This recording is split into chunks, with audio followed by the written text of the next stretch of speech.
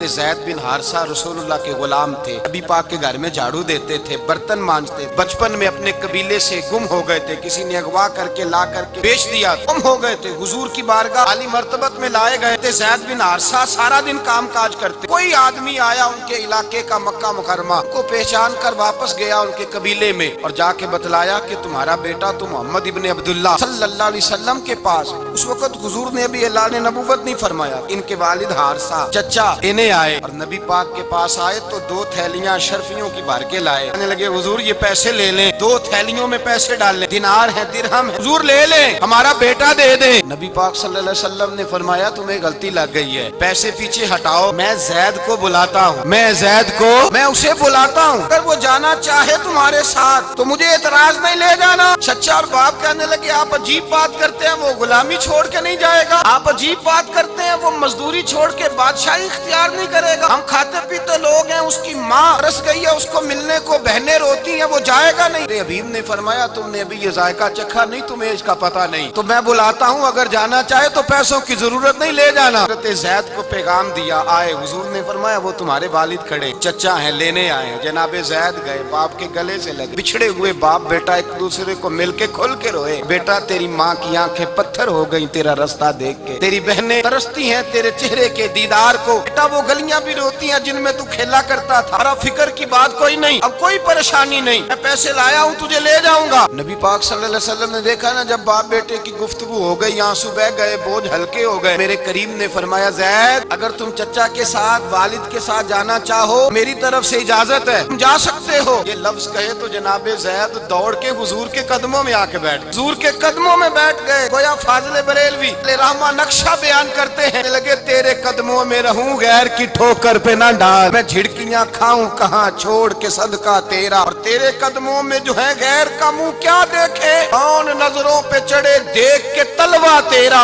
کہنے لگے حضور میں نے نہیں جانا، میں یہیں رہوں گا۔ چچا اور باپ نے دیکھا تو کہنے لگے بیٹا تو غلامی چھوڑ کے نہیں جائے گا، تو ملازمت چھوڑ کے بادشاہی میں نہیں جائے گا۔ آپ کے والد کو آپ فرمانے لگے ابا جی ذرا 2 گھڑیاں یہاں رہ کے تو دیکھیں، یہاں 2 گھڑیاں رہ کے تو دیکھیں۔ فرمایا یہاں ملازموں کا وہ اعزاز ہے جو شہزادوں کا ہوا کرتا ہے، یہاں خادموں کی وہ عزت ہے، اور پتہ پھر ان کو مقام کیا ملا، یہ واحد صحابیاں جن کا نام اللہ نے قرآن پاک میں بیان فرمایا ہے، نام اللہ نے قرآن مجید میں بیان فرمایا۔ حضور کا اپنے غلاموں کے ساتھ جو تعلق، ملازموں کے ساتھ جو رشتہ تھا، بڑا آدمی آتا ہے نا، بڑا آدمی تو لوگوں کی سانس سوکھ جاتے ہیں، اٹھ کے ملتے ہیں، بڑا کچھ کرتے ہیں، مزدور آتا ہے تو لوگ اوے کہہ کے پکارتے ہیں، ان کو خبر ہی نہیں کہ اس شخص کا اعزاز کتنا ہے۔ حضرت انس بن مالک رضی اللہ تعالیٰ عنہ فرماتے ہیں میں چھوٹا سا تھا، اماں مجھے حضور کے گھر چھوڑ گئی، میں نے 10 سال نوکری کی نبی پاک، 12ویں دن لوگ کہتے ہیں بس بھائی ختم ہو گیا، فرینکنس ہو گئی ہے، اب جو مرضی تیرے ساتھ کریں گے، 10 سال نوکری کی میں نے، لیکن جناب انس فرماتے ہیں نبی پاک نے کبھی مجھے اف تک بھی نہیں کہا تھا، اف تک بھی نہیں کہا تھا، اف تک بھی۔ حضور نے بھیجا جاؤ فلاں آدمی کو بلا کر کے لاؤ۔ حضرت انس بن مالک رضی اللہ تعالیٰ عنہ فرماتے ہیں میں بلانے گیا، بچہ تھا چھوٹا سا، راستے میں بچے کھیل رہے تھے تو میں ان کے ساتھ کھیلنے لگا، غائب ہو گیا، مجھے پتہ ہی نہ چلا۔ حضور نے جب مجھے بھیجا تو فرمایا جلدی جانا اور جلدی آنا، اب مجھے خبر ہی نہیں، بڑی دیر ہو گئی۔ حضور وہاں انتظار کر کر کے خود تشریف لائے، تو جب نبی پاک آئے تو میں بچوں کے ساتھ کھیل رہا تھا، حضور نے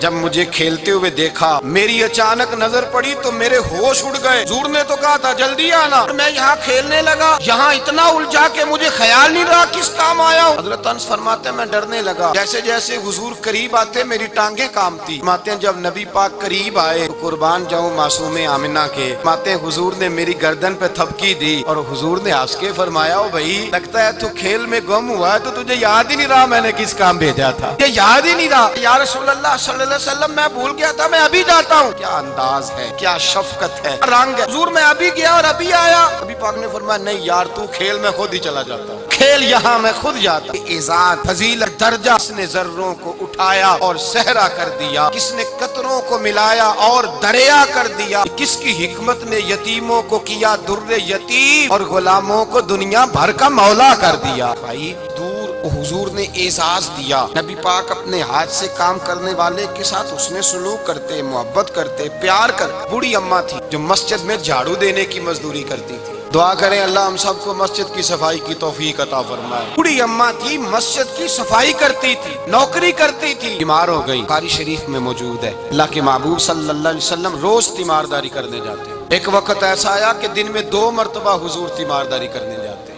شام نبی پاک نے فرمایا اس کا انتقال ہو جائے تو مجھے اطلاع کرنا۔ ابا کہتے ہیں رات کے وقت ان کا انتقال ہوا، ٹھنڈ کا موسم تھا، ہم نے حضور کو تکلیف دینا مناسب نہ سمجھا، نے دفن کر دیا۔ میرے کہ حبیب نے پوچھا تم نے مجھے اطلاع کیوں نہیں دی؟ سردی بڑی تھی، کون جاتا ہے مزدوروں کے جنازوں میں؟ تو اب آزے بھی سیاسی ہو گئے ہیں، اب تو بہت بڑا امیر آدمی فوت ہو جائے تو وہاں رش ہوتا ہے، غریبوں کا تو جنازہ بھی کوئی نہیں پڑتا۔ حضرت جناب سیدنا ابو ہریرہ رضی اللہ تعالیٰ عنہ فرماتے ہیں حضور نے فرمایا مجھے اطلاع کیوں نہیں دی؟ تمہیں اس کے اعزاز کا نہیں پتا؟ وہ مزدور تھی، مسجد میں جھاڑو دیتی تھی، تم نے خبر ہی نہیں دی؟ حضور وصال ہو گیا، میں چلو مجھے بتاؤ قبر کہاں ہے؟ حضور سارا کچھ جانتے ہیں لیکن یہ ساری تمہید اس لیے بیان کی کہ مزدور کی شان واضح ہو جائے۔ فرمایا بتاؤ قبر کہاں ہے؟ صحابہ کہتے ہیں ہم قبر پہ لے گئے، میرے نبی نے فرمایا صفے بناؤ میں دوبارہ جنازہ پڑھاؤں گا۔ دوبارہ جنازہ نہیں ہو سکتا، اس وقت ہو سکتا ہے جب وارث نے نہ پڑھاؤ، پھر دوسرا جنازہ جائز ہے۔ وارث نہ پڑھے تو اس سے پہلے 20 جنازے بھی ہو جائیں تو جب وارث پڑھ لے پھر دوسرا جنازہ نہیں ہو سکتا۔ حضور نے دوسرا جنازہ اس لیے پڑھا ہے کہ حضور اپنی ساری امت کے وارث ہیں، نبی پاک ساری امت کے وارث ہیں۔ فرمایا پر بناؤ صفے، جنازہ پڑھاتا ہوں۔ مزدور کو اعزاز دیا، پیار کیا۔ حضرت عبد الرحمن ابن عوف رضی اللہ تعالیٰ عنہ فرماتے ہیں ایک دن میرا دل کیا تھا کہ میں غریب ہو جاؤں، بڑے امیر آدمی تھے نا، صحابہ میں سب سے زیادہ امیر۔ فرمانے لگے ایک دن میرا دل کیا میں غریب ہو جاؤں، غربت پسند کر لوں۔ میں غریب کو اپنی شان کا نہیں نہ پتا، اسے جس دن پتا چل گیا کہ غریب کی عظمت کتنی ہے، غریب ہر وقت اپنے آپ کو کوستا ہی رہتا ہے۔ میں اکثر کہتا ہوں کہ یہ بڑے کا قصور نہیں کہ اس نے تجھے چھوٹا جانا، یہ تیرا قصور ہے۔ احساس کمتری میں کیوں مبتلا ہوا؟ تو نے اپنے آپ کو چھوٹا کیوں جانا؟ تو نے اپنے آپ کو کمزور کیوں سمجھا؟ کیوں سمجھا کہ میں مزدور ہوں تو میری عزت ہی کوئی نہیں، میرا مقام کوئی نہیں؟ کیوں تو نے ایسا سمجھا اپنے لیے؟ میرے نبی پاک نے فرمایا میں غریبوں کے بیچ آیا ہوں، میں غریبوں میں رہا ہوں، میرے دائیں بائیں غریب رہتے ہیں۔ قیامت کے دن جب میں جنت میں جاؤں گا تو میرے آگے پیچھے غریب لوگ ہی ہوں گے، میں غریبوں کے ساتھ مل کے جنت میں جاؤں۔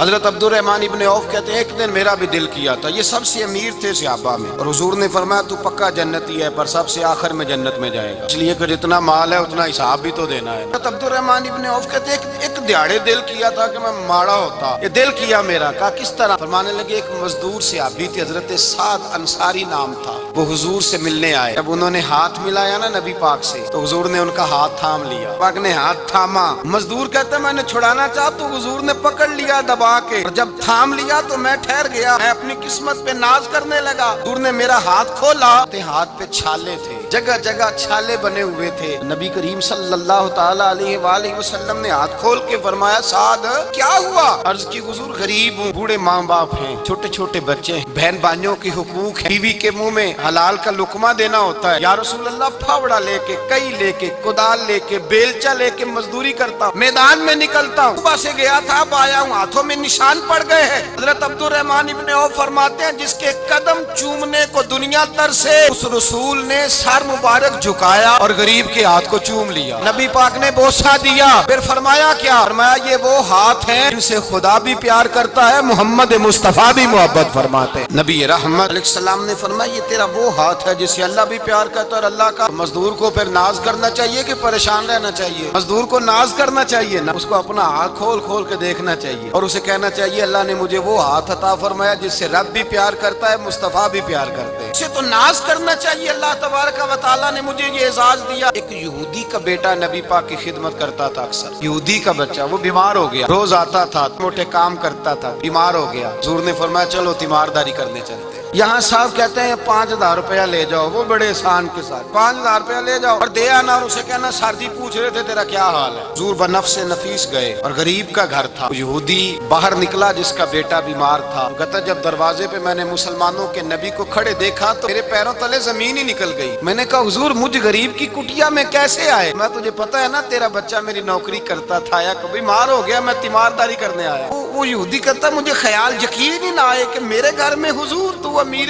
حرم غریب بے نوا، کجا من کجا میرے گھر میں حضور آئے، کہاں ہے ہمارا پیارا؟ حضور وہ لیٹا ہوا ہے۔ صحابہ کہتے ہیں نبی پاک سرانے گئے تو اس کا آخری وقت تھا، تھوڑا سا ٹائم تھا، میرے مصطفیٰ نے فرمایا تو میری نوکری کرتا تھا، آج میں تیری تیمارداری کرنے آیا ہوں۔ غلاموں سنو، رسول اللہ کی نوکری کرے آخری وقت آئے تو اللہ کے رسول پہنچ جایا کرتے ہیں، حضور پہنچ جایا کرتے ہیں۔ ہم کی ہے خدا آرزو ہے یہی، عاشق زار کی آبرو ہے یہی، کے وقت سر ان کے قدموں میں دید ہوتی رہے، دم نکلتا رہے۔ حضور پہنچ جاتے ہیں، نبی پاک تشریف لائے، بیٹھے سرانے में। हुजूर ने जब अपना बर्फ से ठंडा और कस्तूरी से ज्यादा खुशबू वाला हाथ उसके बालों में फेरा, आंखें खोली, हुजूर ने फरमाया चल कलमा पढ़ जा, चल मेरा कलमा पढ़ जा। सारी दुनिया दरे रसूल पे आके कलमा पढ़े और हुजूर उसे कलमा पढ़ाने घर तशरीफ ले गए। ये एक मजदूर को, एक मेहनत करने वाले को एजाज दिया, घर गए, कलमा पढ़ ले। अपने वालिद की तरफ देखा और वालदा की तरफ देखा, माँ बाप यहूदियां रोने लगे, कहने लगे बेटा ये हमसे ज्यादा बढ़कर तेरे हक में खैर खा, जैसे कहते हैं कर ले। उसने कलमा पढ़ा, हुजूर की गोद में लोट पोट होने लगा। कलमा पढ़ा, रूह परवाज कर गई। शारहीन कहते हैं जब नबी पाक वहां से निकले तो हुजूर ने फरमाया उठाओ इसकी मैयत को। माँ बाप कहने लगे कहाँ ले जाना है? फरमाया हम अपने तरीके के मुताबिक गुस्ल कफन करेंगे, इसलिए कि जो कलमा पढ़ जाए फिर वो मेरा हो जाया करता है, मेरा हो जाया करता है।